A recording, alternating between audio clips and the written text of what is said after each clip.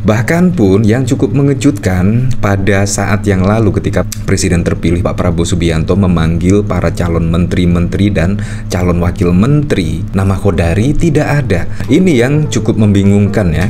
Padahal Qodari itu adalah garis keras pendukung Presiden Joko Widodo dan Pak Prabowo Subianto.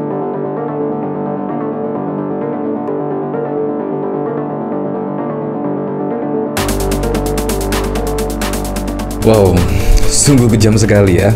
Padahal Qodari ini adalah promotor loh, promotor 3 periode dan bahkan juga promotor terkait Pilpres 2024 satu putaran saja. Nah, bahkan terlihat pada saat lalu juga rame ya isu 3 periode dan lain sebagainya, dan bahkan masyarakat pun banyak yang menolak dan bahkan juga pendukung dari Presiden Joko Widodo menolak teriakan 3 periode. Dan bahkan tidak hanya itu saja, Ibu Megawati yang terdepan menolak keinginan Presiden Joko Widodo di 3 periode.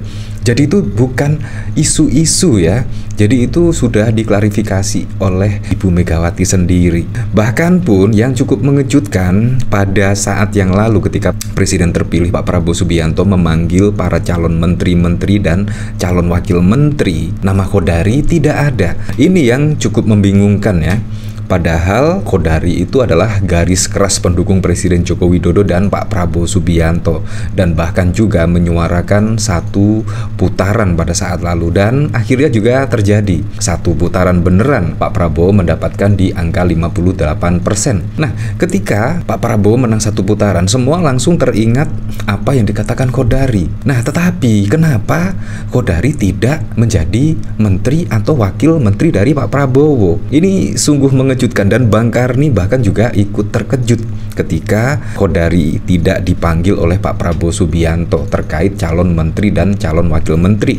Nah, bahkan juga dikomentari oleh Hadi Saputra, ini ada yang udah capek menjilat tapi kalah sama Veronica Tan, Giring dan kawan-kawan. Qodari, seorang pengamat politik dan direktur eksekutif Indobarometer, seringkali menjadi sorotan karena berbagai kontroversi. Salah satu yang paling menonjol adalah dukungan yang terbuka terhadap Prabowo Subianto dalam Pilpres 2024. Qodari bahkan mengakui menjadi pendiri relawan Prabowo ketika diminta menjadi saksi ahli di persidangan Mahkamah Konstitusi MK. Selain itu, Qodari juga terlihat dalam perdebatan sengit dengan tokoh-tokoh seperti Sujiwo Tejo dan Refli Harun. Dalam sebuah debat politik di Indonesia Lawyers Club, Qodari dikritik keras oleh Sujiwo Tejo dan Refli Harun karena sikapnya yang dianggap berkhianat dalam Pilpres 2024. Wah, tetapi saat ini tidak dipanggil oleh Pak Prabowo Subianto. Wah, kemungkinan Pak Prabowo juga memiliki pendirian tersendiri ya untuk memilih calon-calon menteri dan calon wakil menteri. Nah, bahkan dari sini dikomentari oleh Maria Prepaid Buzzer RP, mungkin surveinya tipu-tipu, mungkin Presiden takut juga ditipu oleh orang menjadikan penipu. Takdirnya Qodari ya penjilat versi berbayar. Bagi dia nggak penting jabatan, yang big fee lancar. Belas ora kanggo, dia Jokowi sih nunggu kebaikan hati PS saja. Dia kan udah dibayar duluan, ya kemungkinan jual putus ya. Nah, bahkan pada saat lalu juga mengomentari terkait pertemuan antara Ibu Megawati dan Pak Prabowo Subianto, dan bahkan Qodari dengan lantang, seharusnya Ibu Megawati yang bertemu dengan Pak Prabowo Subianto karena Pak Prabowo Subianto adalah presiden terpilih. Padahal kalau kita lihat pernyataan dari adik Pak Prabowo Subianto, Hashim, itu bahkan menyebut dan terang-terangan Pak Prabowo itu sudah menunggu 2 tahun lamanya untuk bertemu dengan Ibu Megawati. Tetapi saat ini, wah kayaknya Ibu Megawati lagi sakit ya. Di sini dari Ahmad Muzani, pertemuan Prabowo Megawati Muzani, kabarnya Ibu Mega belum fit. Wah, ini juga pertanda apa ya? Ya saya berharap sih semoga saja PDIP itu menjadi oposisi atau berada di luar pemerintahan. Jadi ini alasan Ibu Megawati belum ingin bertemu dengan Pak Prabowo ya, biasanya kan alasannya kurang fit lah dan lain sebagainya. Ya semoga saja, saya berharap Ibu Megawati berada di posisi atau berada di luar pemerintahan. Nah, Sekjen Partai Gerindra yang juga Ketua MPR RI Ahmad Muzani Kamis malam menyatakan pertemuan antara Presiden terpilih Prabowo Subianto dengan Ketua Umum PDIP Megawati Soekarno Putri tinggal mencocokkan waktu. Pertemuan keduanya kemungkinan sebelum pelantikan Presiden terpilih pada tanggal 20 Oktober mendatang. Tetapi saat ini sudah tanggal 18 Oktober. pertemuan tersebut juga sampai saat ini belum terrealisasi atau belum terlaksana, dan bahkan ada kabarnya Ibu Megawati belum fit ya, karena memang kepadatan acara ya dari Ibu Megawati yang sudah sepuh, kemungkinan ya agak kurang enak badan. Nah, bahkan pada saat lalu tertanggal 4 Oktober dari prediksi Khodari, Prabowo Megawati kelihatan akan bertemu, tapi peluang PDIP gabung pemerintahan masih 50-50.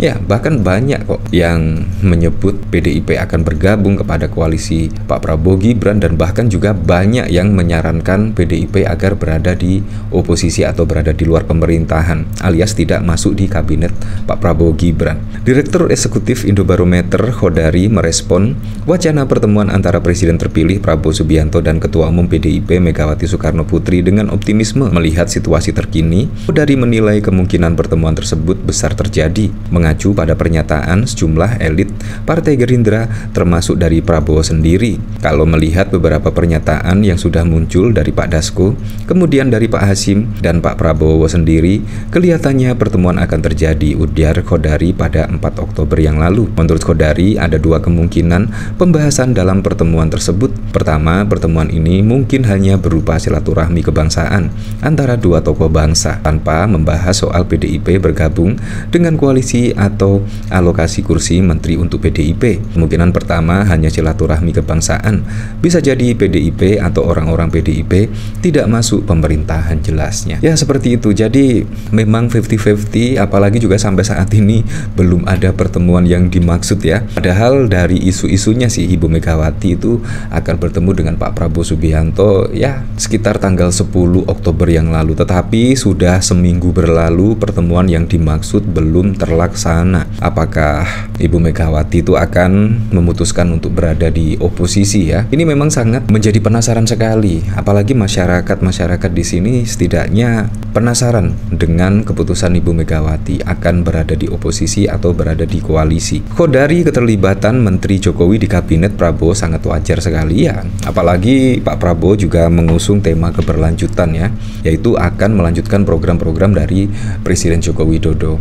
Otomatis lah kalau menteri-menterinya itu separuh menteri dari Pak Prabowo itu berasal dari menteri Pak Presiden Joko Widodo. Itu saya juga sangat masuk akal sekali dan sangat wajar sekali. Ia kembali menegaskan bahwa Prabowo merupakan sosok pemimpin yang menjadi bagian dari keberlangsungan. Tapi kalau yang terpilih presiden adalah Pak Prabowo yang jelas-jelas mengatakan dia keberlanjutan Pak Jokowi. Lalu ada menteri-menterinya Pak Prabowo. Gak aneh, justru sangat wajar kuncinya. Sebelumnya mantan Sekretaris BUMN Muhammad Said Didu menilai bahwa pemanggilan calon menteri untuk kabinet Prabowo Gibran telah selesai alias final. Sepertinya pemanggilan calon menteri sudah selesai, ujar Said Didu dalam keterangannya pada 14 Oktober. Pria kelahiran Pinrang ini memberikan catatan bahwa tidak ada perwakilan dari partai PDIP, Nasdem, dan PKS. Tidak ada wakil PDIP, Nasdem, dan PKS, ujarnya. Ya, tapi saya berharaplah semoga sajalah Nasdem, PDIP, dan PKS tiba-tiba berada di luar pemerintahan lah. Karena dari kader-kadernya tidak dipanggil untuk menjadi calon menteri ya. Ya, saya berharap seperti itu. Semoga saja yaitu tiga partai itu tiba-tiba memutuskan untuk berada di luar pemerintahan. Ditambah juga PKB misalnya. Tapi PKB kan pada waktu lalu dipanggil oleh Pak Prabowo Subianto ya, Muhaimin Iskandar. Padahal juga pada waktu lalu pada Pilpres mengusung tema perubahan dan akan tetap berada di tema perubahan. Tiba-tiba malah dipanggil menjadi menteri dan ya bergabung ke koalisi. Ini juga sangat mengejutkan sekali. Ya, tapi saya berharaplah pada pilkada serentak besok bisa berjalan dengan aman, berjalan dengan lancar, dan yang paling penting berjalan dengan transparan, jujur, dan juga adil.